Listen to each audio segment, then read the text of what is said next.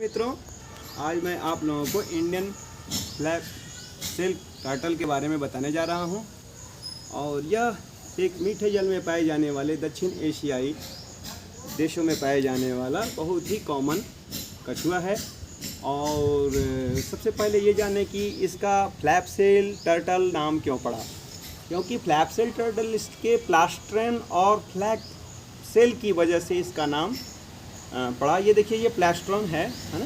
Plastron में flap cell होते हैं, जो यह यदि अपनी पैरों को बाहर निकालता है तो फ्लैप सेल और प्लास्ट्रॉन से ये ढक जाता है इसका पैर।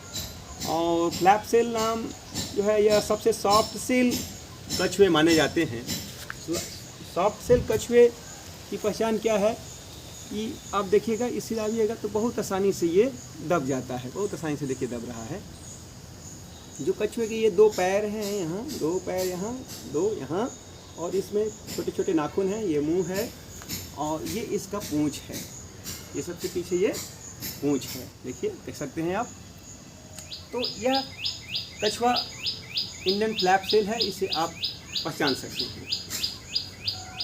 यह इसका जो औसत आयु है वह 18 साल तक ये कछुए जीते हैं, और 18 साल तक जीते हैं। और यह मीठे जल वाले आम भारतीय कछुए हैं, जिसमें इन्हें आप नदियों में, तालाबों में, शांत जल वाले पानियों में ज़्यादातर यह पाया जाता है। और इसे रेत वाली मिट्टी काफ़ी पसंद है। रेत वाली मिट्टी के नीचे यह अपना आवास बना के रखता है, और ये आम कछुओं की तरह यह भी बिल में रहना ज़्यादा पसंद करता है।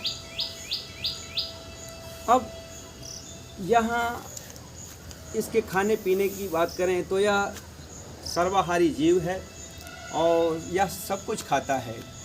यह मेढक, मछलियाँ, जलीय पत्ते, फल, फूल, बीज, यह सारी चीज़ें यह कछुआ खाता है।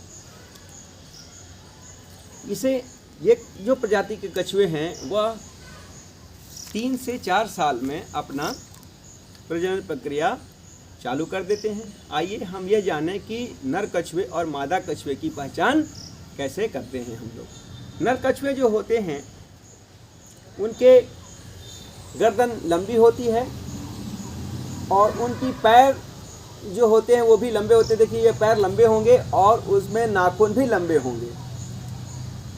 और जो सेल का आकार है वह आकार जो है इलिप्टिकल होगा। मादा कछुए के जो आकार हैं वो अंडाकार के होते हैं, अंडा आकार के होते हैं, और यह एक लंबा आकार का होता है, इलिप्टिकल साइज का होता है। साथ ही जो पूंछ होती है वो नर की पूंछ लंबी होती है, मादा की पूंछ छोटी होती है। ये पूंछ है, देखिए यहाँ पे, नर की पूंछ लंबी होगी, मादा की पूंछ छोटी होगी। तो इस प्रकार से हम नर कछुए और मादा कछुए की पहचान करते हैं।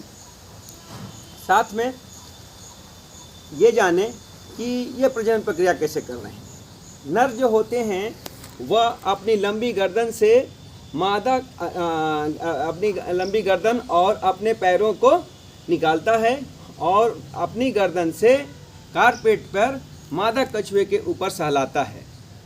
मादा कछुआ नर अपनी फिर लंबी गर्दन को निकालकर 3 से 4 बार लंबवत घुमाता है। यह प्रक्रिया 3 से 4 बार होती है, और ये प्रक्रिया होने के बाद जो मादा कछुए हैं वो ज़मीन पे नीचे रहते हैं, और नर कछुए इनके ऊपर घुड़सवारी करते हैं। 15 मिनट तक प्रजनन की प्रक्रिया होती है। 15 मिनट के बाद दोनों अलग अलग होते हैं।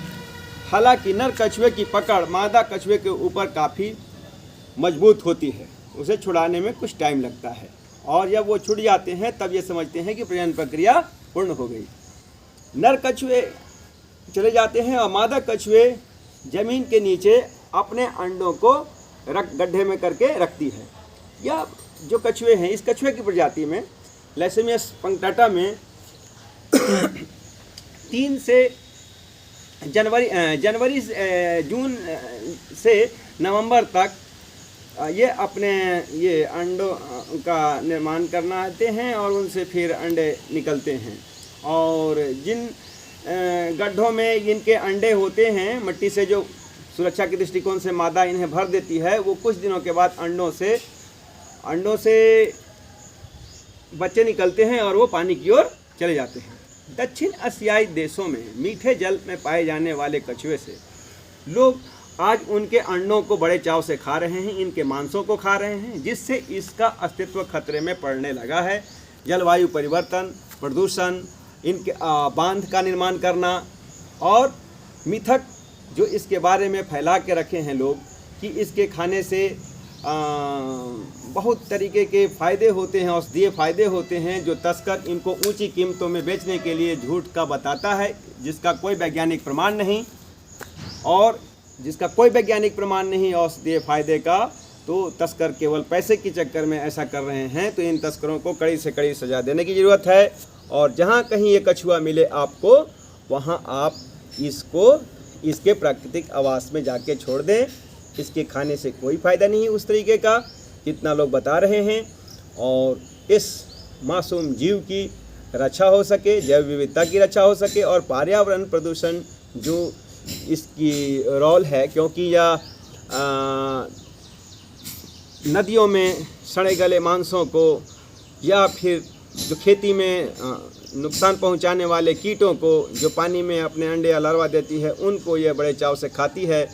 तो यह कछुआ काफ़ी ज़्यादा पर्यावरण प्रदूषण को कम करने में भी मदद करता है। आए हम इस निरीह जीव की जान बचाएं। धन्यवाद।